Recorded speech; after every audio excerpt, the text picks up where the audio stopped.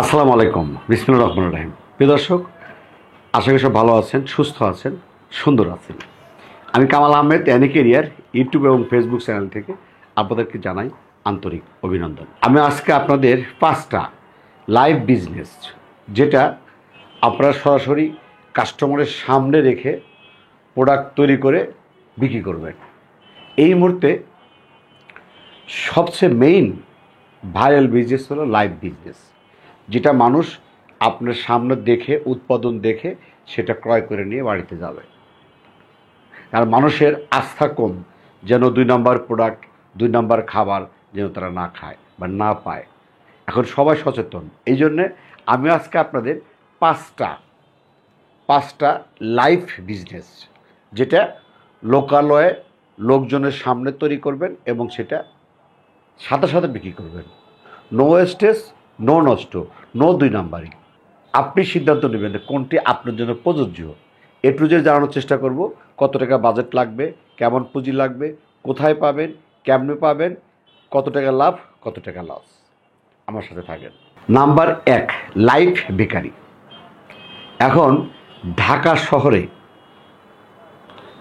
যে ব্যক্তিটাই করুক না কেন লাইভ বেকারি, সবাই কিন্তু চলে। এবং মানুষের একটা মনের ভিতরে একটা আকাঙ্ক্ষা থাকে যে এইমাত্র তৈরি করতেছে দেখলাম, আমি সেখান থেকে নিয়ে এসে গরম বা টাটকা খাচ্ছি। এই যে একটা লাইভ বিজনেস, এটাই কিন্তু আপনাকে কাস্টমারকে আকর্ষণ করে এবং আপনার ব্যবসাটাকে প্রসার করবে। এখন লাইভ বেকারি করতে আসলে কি কি লাগে দেখেন। লাইভ বেকারি করতে প্রথমত আপনার 2টা মিক্সার মেশিন লাগবে, আর লাগবে একটা ওভেন মেশিন। 2টা মিক্সার মেশিন লাগবে, যেমন একটা কেক করার জন্য একটা মিক্সার লাগবে, আর একটা কেমিক্যাল মিক্স করার জন্য একটা মেশিন লাগবে, মানে বিভিন্ন চিনি বা আদার্স, তোমার 2টা লাগবে। কেক এবং পাউরুটির জন্য 2টা মিক্সার মেশিন আর একটা ওভেন মেশিন। এখন ওভেন মেশিন বিভিন্ন কোয়ালিটির হয়, একটা ছোট হয়, মাঝারি হয়, বড় হয়। এটা আসলে নির্ভর করে এক ডেকের উপরে। এক ডেকের হয়, 2 ডেকের হয়, 3 ডেকের হয়। আসলে আপনি যখন ব্যবসা করবেন, আপনার 1 ডেকের দাম বোধ হয় 90,000 টাকা, 90 থেকে 1 লাখ টাকা। আর 2 ডেকের দাম আপনার 2 লাখ টাকা থেকে শুরু করে 2,60,000 বা 3 লাখ টাকার মতো। আর 3 ডেক যেটা, সেটা আপনার প্রায় 3 লাখ টাকা থেকে 4 লাখ টাকার মধ্যে পড়বে। এর সাথে আপনার লাগবে কাটার, টলি, বিভিন্ন ডাইস। তার মানে আপনি যদি এই লাইভ বেকারি বিজনেস করতে চান, আপনি যে কোনো যদি জেলা পর্যায়ে করতে চান বা থানা পর্যায়ে করতে চান, আপনার এই মুহূর্তে আমার জানা মতে আপনার ঘরে ডেকোরেশন আছে, শোকেজ আছে, সুন্দর ডিজাইন আছে, এগুলো আছে। আপনারা গুগলে সার্চ দিলে পাবেন বা ইউটিউবে সার্চ দিলে অনেকেই করতেছে দেখেন। কারণ আমার একটা আইডিয়া 15 লাখ টাকা নিচে আপনি পারবেন না। আপনি যদি থানা পর্যায়ে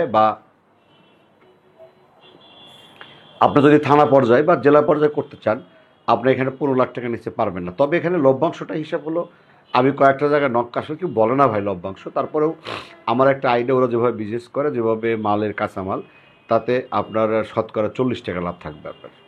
হ্যাঁ, এখানে কিন্তু মনে রাখেন, আপনার এই লাইভ বেকারি করতে গেলে কিন্তু অবশ্যই একটা আপনার শেপ লাগবে। সবচেয়ে ভালো আপনি যদি শেপের কাজ শিখতে পারেন। আপনি যদি শেপ তৈরি করেন, আসলে পাউরুটি কীভাবে হয়, সেখানে ঘি কতটুক দেয়, মালটা কতটুক দেয়, এই যে কাঁচামাল বা রং কতটুক, চিনি কতটুক, এই যে একটা শেপ, যেটা আপনার ব্যবসাকে আরও প্রসার করবে। এবং এইটা এখন আমাদের বাংলাদেশে ভাইরাল ব্যবসা হয়ে গেছে। যেই করছে সে কিন্তু লস খায়, এবং সবাই ভালো, কম বেশি ভালো চলতেছে। এবং আপনি যদি পরিষ্কার সুন্দরভাবে করেন, তাহলে একটা ভালো ব্যবসা। আপনি এখানে 15 লাখ বা 20 লাখ টাকার মধ্যে আপনি ইনভেস্ট করলে এখানে একটা ভালো ব্যবসা করতে পারবেন।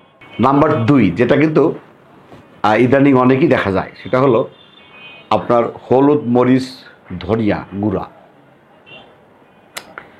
এবং আগে আমরা নিজেরা কিন্তু প্যাকেট খাইছি আর কি, মানে যেটা আদার্স কোম্পানিগুলো আছে, যেগুলো 100 গ্রাম, এগুলো কিন্তু পড়ে না।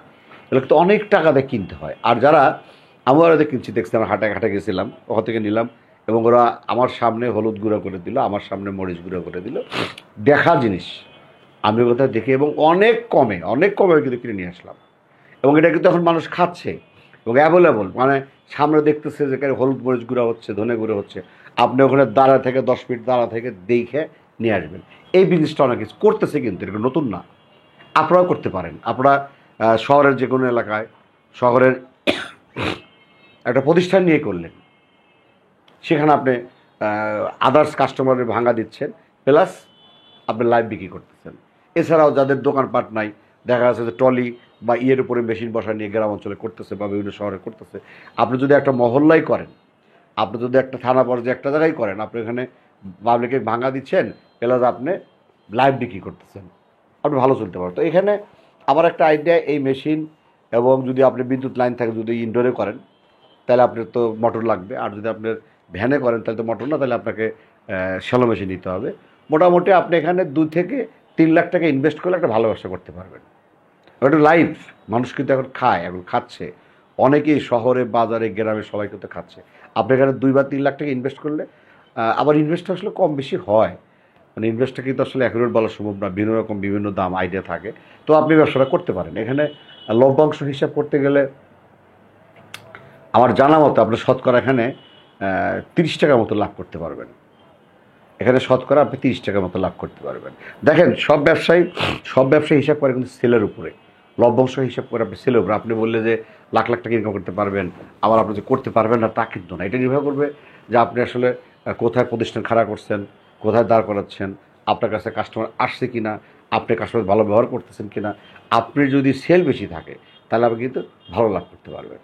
নাম্বার 3, আমি এটা কোথায় যেন দেখছি, এটা সর্ষে তেলের ব্যবসা। দেখেন, সর্ষের তেল অনেকে বোতল বাজারজাত করে, অনেকে করে, কিন্তু তারা কিন্তু আসলে ওইভাবে মার্কেটিং করতে পারে না। কিন্তু আমি দেখছি যে আপনি যদি একটা প্রতিষ্ঠান নিয়ে শহরে বা যে কোনো থানা পর্যায়ে একটা ভালো একটা প্রতিষ্ঠান নিয়ে ওইখানে একটা টেবিল পেরে আপনি ওইখানে ভাঙাচ্ছেন, আপনার মেশিনে ভাঙাচ্ছেন সরিষা, এবং ওখান থেকে বিক্রি করতেছেন এবং ভালো ব্যবসা করে। এখন ইদানিং আমি বললাম তো, ইদানিং আসলে আমরা চোখ বন্ধ করে কি খাচ্ছি, আমরা কিন্তু চাচ্ছি সবাই ভালো খাই। এবং আপনি ওখানে 10 মিনিট দাঁড়ায় বা আপনি একটা রুম নিলেন, রুমের মাঝখানে ওখানে সর্ষে হচ্ছে, ভাঙাচ্ছে, আপনি ওখান থেকে তেল তাকে দিয়ে দিচ্ছেন এবং তার কাছ থেকে এবং অনেকের শস্যও নিয়ে আসতেছে, সেটাও ভাঙা দিচ্ছেন।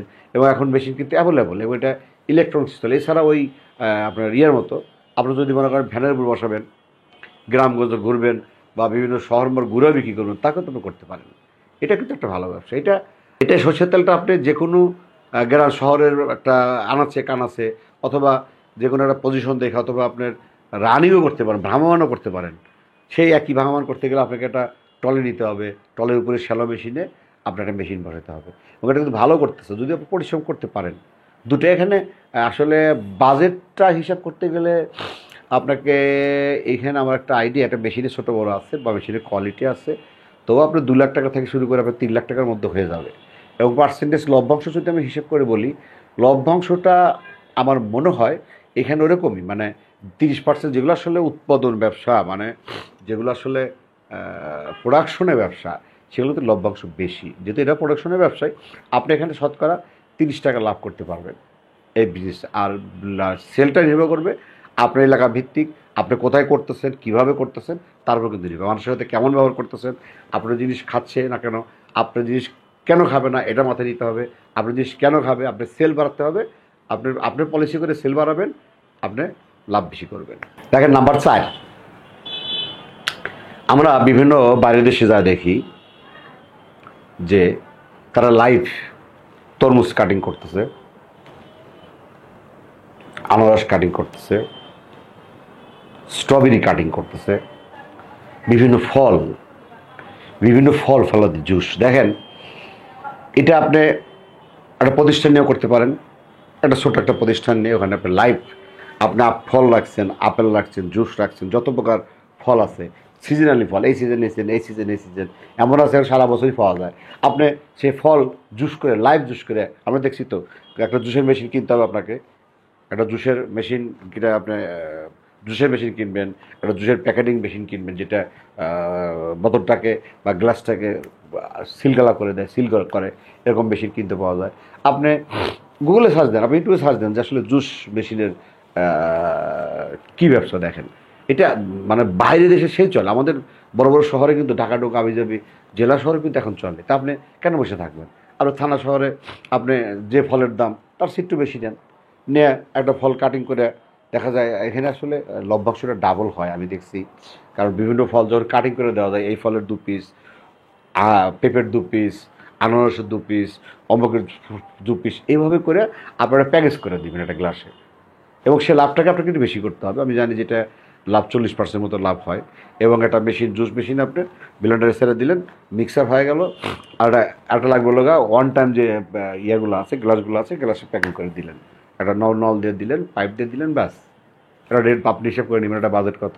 বা যারা ঢাকা শহরে বিভিন্ন জায়গায় আছে তাদের কাছে যান, তারা কীভাবে করতেছে, আপনি এখানে করতে পারবেন। তো আমার একটা আইডিয়া, এখানে বাজেটটা হলো মোটামুটি এই মেশিন সহ আপনাকে একটা ডেকোরেশন করতে, যদি রুম নেন, ভালো মনে করতে পারেন আপনি।